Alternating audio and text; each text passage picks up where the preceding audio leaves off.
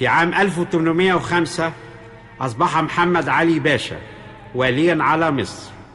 استوعب آثار الحملة الفرنسية وشرع في بناء جيش نظامي يكون نواة لبناء دولة مدنية حديثة على نسق أوروبا. في معركة أبو قير البحرية هزم بني عثمان هزيمة نكراء على يد قوات نابليون بونابرت، وهو ما أدركه محمد علي بعقلية المحارب وببعد نظر الحاكم، فأصر على إقامة صروح عسكرية حديثة.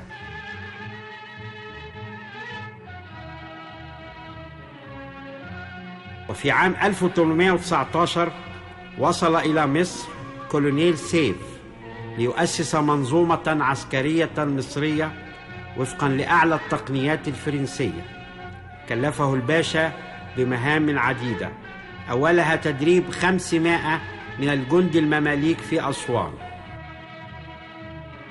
ألف الباشا وحدات من الجند الأرناؤوط، والتي سرعان ما انهارت بسبب عصيانهم المستمر.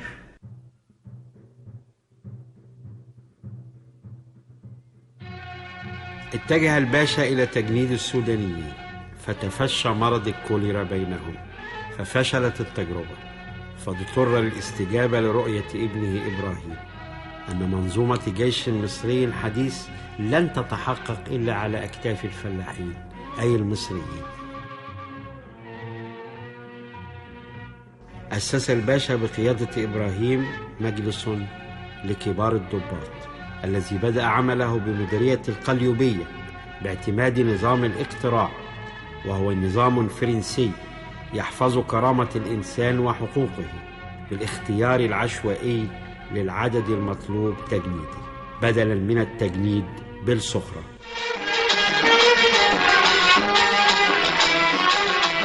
يا عزيز عيني وانا بدي اروح بلدي بلدي يا بلدي والسلطة خدت ولدي. ولإضعاف دولة الخلافة العثمانية وتفكيك قبضتها على ولاياتها والإسراع بوراثة الرجل المريض، سعت دول أوروبا لتفجير الولايات العثمانية من الداخل باللعب بسلاح الدين. اختارت الوهابيين من معتنق المذهب السلفي الحنبلي، جهزتهم بالمال والسلاح والمعدات ودربتهم تدريبا حديثا، فتقدمت القوات الوهابية من صحراء نجد عام 1810 واستولت على المدينة المنورة ببلاد الحجاز، ثم اجتاحت الشام واستولت على مدن الجوف البتراء وحوران. طلب السلطان العثماني من واليه في بغداد ردهم، تخاذل الولاة فاكتسح الوهابيون مدينتي كربلاء والبصرة. لم يجد السلطان سوى محمد علي باشا ليستنجد به لمحاربة الوهابيين ولإنهاك قوى الباشا العسكرية في آن واحد. حارب محمد علي لنصرة العثمانيين في بلاد الحجاز بهدف الاستقلال بمصر تماما لتصبح ولاية مميزة، واشترط خروج حملة أخرى من بلاد الشام.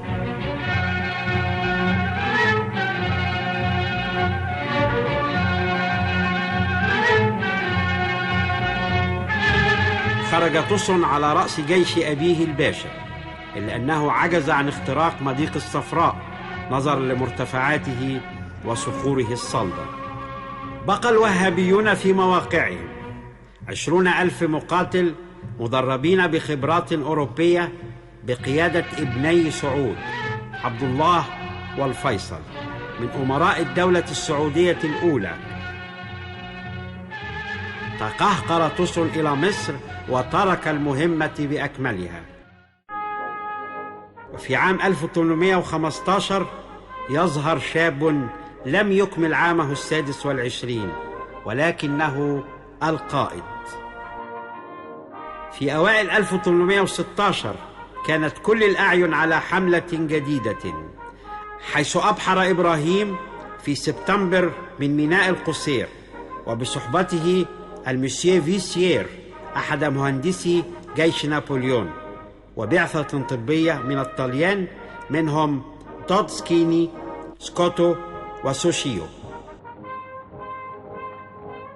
تفهم إبراهيم طباع أهل الحجاز، التقى وفود القرى واقتنعوا به كصديق وليس غازيا. اعتمد على ولائهم له، واتخذ من الحنكية ينبع الحالية مركزا للانطلاق نحو صحراء نجد. في فبراير 1817 حاصر إبراهيم مدينة الرس ودخلها بعد معارك عنيفة فقد خلالها 3000 من مقاتليه المصريين، ثم اتبع سياسة لينة سيطر من خلالها على الأهالي.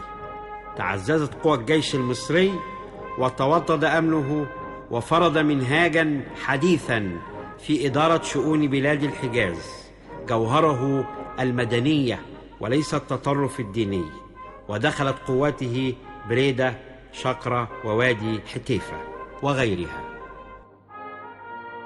وفي إبريل 1818 اقتربت قوات إبراهيم من الدرعية عاصمة صحراء نجد بشرق جزيرة العرب.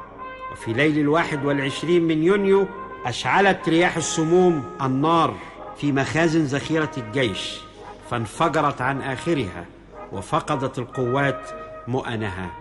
وهنا صاح إبراهيم في جنوده: إن سيوفنا لم تحترق ولم نفقدها كما فقدنا كل شيء.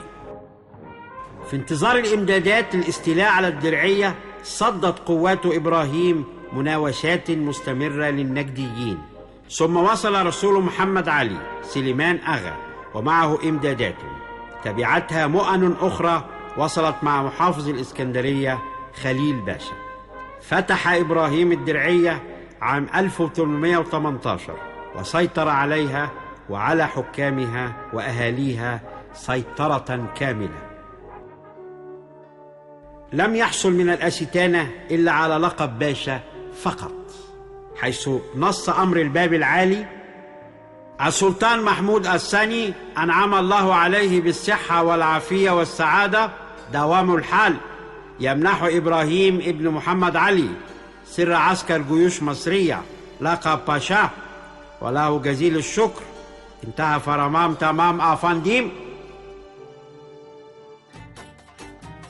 توغل إبراهيم عام 1819 واستولى على ميناء العقير والهفوف وحدود قطر وعمان، فازداد ارتباك الدول الكبرى. تخوفت بريطانيا العظمى من تهديد الوجود المصري لمصالحها الملاحية وطموحاتها التوسعية على ساحل الخليج العربي. في تحرك مزدوج الخطى ضربت بريطانيا معاقل قراصنة الخليج العربي ودمرت سفنهم براس الخيمة في حملة تحركت من بومبي بقيادة السير جراند كير.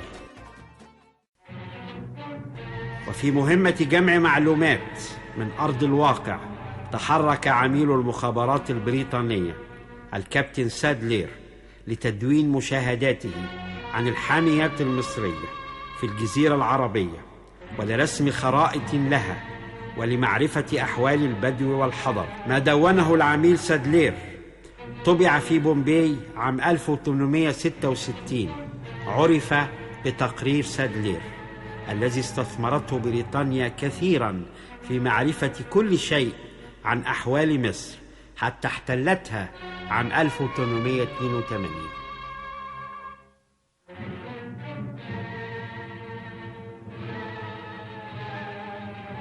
استقبل إبراهيم في خيمته الكابتن سادلير الذي عرض عليه تكاتف الحكومتين الإنجليزية والمصرية للقضاء على القواسم، في حين أظهر أنه حضر كمندوب عن حكومة إنجلترا لتهنئة إبراهيم بانتصاراته الباهرة. تحفظ إبراهيم، ثم جاءت الأوامر من مصر برفض العرض. تلون سادلير وأهدى إبراهيم سيفا مرصعا بالذهب على ما أنجزه من فتوحات بالجزيرة والخليج العربيين. وللقائد المظفر إبراهيم باشا انتصارات أخرى، ففي بلاد اليونان له أياد وأمجاد. في 1453 احتل السلطان محمد الفاتح مدينة القسطنطينية، وأحكم الأتراك قبضتهم على اليونان وطبقوا الشريعة الإسلامية وأنهوا حكم الكنيسة فيها. ثم أراد العثمانيون المعادلة بين الطوائف بمنح حالة من الحكم الذاتي للبطريرك الذي أصبح الرئيس الفعلي لسكان اليونان الأصليين الفناريون، وهو ما سبق أن حدث من جانب قياصرة الروم على مدى التاريخ. تمرد الفناريون على سلطة العثمانيين، يبنون الكنائس، ينشرون الفوضى، يجمعون الضرائب لأنفسهم ويقرون الجديد منها. تقلصت مهام وزير الخارجية العثماني الريس أفندي، وبرزت الكنيسة اليونانية كدولة فوق الدولة، ومنح السلطان ولايتي البغدان والأفلاق للفناريين الذين ثاروا وهزموا العثمانيين في ثرومبيل. في فبراير 1824 استنجد السلطان بالوالي الفذ محمد علي، واتفق على خروج إبراهيم باشا على رأس حملة لليونان، وبجيش عظيم يوازي في معداته وأفراده أرقى جيوش أوروبا، مع أناقة ملابس أفراده التي نسجت من القطن المصري. قصد إبراهيم سواحل الأناضول أولا، والتقى خسرو باشا العثماني الذي وافق على خطة إبراهيم لمداهمة الفناريين، وخاصة بعد سقوط جزيرة كريت منذ عامين. بدأ إبراهيم بالهجوم على جزيرة بيسارة فحاصرها وقتل قائدها اليوناني كاناريس، ثم توالت انتصاراته بجزيرتي ساموس وسفكتريا، وعندما لاحت في الأفق جزيرتي أزرا وسبتس اللتين يقودهما مياوليس الذي حاول إفشال انضمام أسطول إبراهيم لأسطول قبطان باشا، وحاربه الفناريون بسلاحهم الفتاك والذي سبق أن هزموا به العثمانيين من قبل، وهو الحراقات. وقد هزمها إبراهيم بمنهاج علمي يجعلها لا تصل إلا لمستوى سطح البحر فقط، دون أن تحرق أي من جنوده أو عتاده. وهكذا انتصر إبراهيم وأطل على نافارين. وتعد نافارين من أفضل ثغور أوروبا الطبيعية، فهي خليج نصف دائري، في الجنوب نافارين الجديدة، وفي الشمال نافارين القديمة، ومن ناحية البحر تحده جزيرة سفكتريا. في مايو 1824 أعلنت اليونان خدعة اسمها الأمان العام، بمعنى عدم الاستعداد لأي حرب. أعادت قاطع الطريق القائد كولوكترونيس الذي حاول إغلاق جميع الممرات المؤدية لمقاطعة داريا بحفر خنادق على حافتي ديرفند. وعلى مدى 3 أيام حاصر إبراهيم المواقع فسقطت جميعا، ثم توغل بقوته بجزيرة تروبوليتزا. صرخ الفناريون وطالبوا بحماية بريطانيا العظمى. في فبراير 1826 تشكلت جمعية أصدقاء اليونان لجمع التبرعات والهبات ودعم تعاطف شعوب العالم ضد الجيش المصري القوي الذي يخمد ثورتها. وضمت الجمعية جورج واشنطن الابن وإينارد من مدينة جنيف والشاعر الإنجليزي بيرون الذي تطوع للقتال مع الثوار. في بطرسبورغ التقى القيصر الروسي نيكولا الثاني مع رئيس الوزراء الإنجليزي جورج كانينغ والوزير الفرنسي فيليب، وأعلنوا قيام حملة صليبية لإنقاذ أهلهم في اليونان، وهي نفس الدول التي التزمت الحياد وتركت ما يحدث باليونان يحدث في مؤتمر ليباخ عام 1821. في يوليو 1827 وقعت معاهدة لندن للفصل بين القوتين باللين والشدة. وصلت الرسالة إلى إبراهيم مع الأدميرال الفرنسي ديريني الذي عرض شروط الهدنة التي وافق عليها إبراهيم رغم ما بها من استفزاز، فابتهج الشعب اليوناني مرحبا بالهدنة، إلا أن الفناريين سرعان ما نقضوا الهدنة بإبادتهم قوة عثمانية عند صالونة. فأعلن إبراهيم أن المصريين مكتوف الأيدي بينما اليونانيون أحرارا. وفي رد فعل بارد طلبت الدول الغربية إبراهيم بضبط النفس، بينما رفض الباشا التحيز الأوروبي وأمر بالاستعداد لمعركته. في سبتمبر 1827 افتعلت إنجلترا وفرنسا وروسيا حجة أن إبراهيم يسعى لغلق خليج نافارين أمام الملاحة الإنجليزية، فحاصرت الخليج، بينما كان إبراهيم قد عاد للمورا تاركا قيادة أسطوليه لمحرم بيك وطاهر باشا. في أكتوبر 1827 أبلغ أمراء البحر القائد إبراهيم أنه أصبح بلا حماية من القانون الدولي. تمكن قائد الأسطول الفرنسي من إجبار الضباط الفرنسيين العاملين على السفن المصرية على الانسحاب منها. في فجر 20 أكتوبر 1827 استغل قائد الأسطول الإنجليزي إدوارد كودرينجتون هبوب عاصفة، فدخلت أساطيل إنجلترا وفرنسا وروسيا ميناء نافارين وحاصرته تماما، فأصبح الأسطولان المصري والتركي بين الأساطيل الثلاث. وبدون توجيه إنذار وجه الأسطول الإنجليزي الضربة الأولى. المضحك والمبكي هنا هي مقولة محرم بيك: لن نكون البادئين بالضربة الأولى، وذلك حرصا من محرم بيك على علاقات مع إنجلترا التي وجهت الضربة الأولى بالفعل. علم الباشا بخبر احتراق عمارته البحرية، لم يكترث، وقرر إنشاء دار لتصنيع السفن لبناء أساطيل جديدة، وتعيين القائد إبراهيم قائدا عاما للبحرية المصرية. على شواطئ الإسكندرية شيدت مصانع للأخشاب والحدادة، وأقيم دار لإسكان الضباط والجنود. وقد تولى المهندس الفرنسي ديسريزي استحداث المشروع بمصر العلوية، وتحمل عبء النهوض بأحواض وإصلاح السفن وترميم الفرقاطات العسكرية، كما شيد ديسريزي ورش تصنيع الزجاج وآلات رفع الأثقال وشد الحبال ورفع الأشرعة. تفتحت أنظار الدنيا على الدار العلوية للصناعة، واستحقت إعجابه وحسده. فخلال 4 سنوات فقط تم تدشين السفينتين مصر وعكا، كل منهما مزود ب32 مدفعا طويلا عيار 30 و68 مدفعا قصيرا. كما تم إنتاج 12 فرقاطة، منها المحلة، المنصورة، الإسكندرية، حمص، وكل فرقاطة تحمل 34 مدفعا من نوع المكحلة. ويرى المراقبون أن أوروبا كانت تملك موارد مالية كافية من مستعمراتها، إلا أن إطلاق محمد علي وإبراهيم لملكات المصريين كشف عن قدرة الإنسان المصري على عطاء نادر.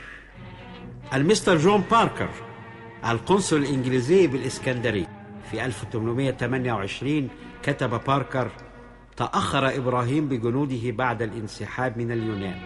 غضب السلطان محمود الثاني الذي ألح على الباشا بضرورة انضمام وحدات مجهزة من الجيش المصري لصفوف الأتراك لمعاونتهم في حسم النزاع مع روسيا. وعن واقع العلاقة بين محمد علي ومحمود الثاني أشار باركر إن توترها يفيد مصالح إنجلترا وفرنسا، وأضاف: أخيرا قبل السلطان مبلغ 1,000,000 ريال كتعويض من الباشا بسبب عدم مشاركة الجيش المصري في الحرب ضد روسيا. إلا أن نهر النيل لم يكن راضيا عن ابتزاز السلطان لمصر، فأغرق الفيضان مزروعات ما يقدر ب3 ملايين ريال، فلم يدفع الباشا التعويض. في عام 1829 كتب باركر: دارت الدائرة، انقلب الباشا على السلطان العثماني بسبب مساندة الأخير لحاكم عكا عبد الله باشا الجزار في خلافه مع محمد علي. رفض حاكم عكا سداد مستحقات للباشا وتجرأ عليه وسبه، وفي مايو 1830 أضاف باركر: الاستعداد للمعركة يجري على قدم وساق. عقد إبراهيم لواء الحرب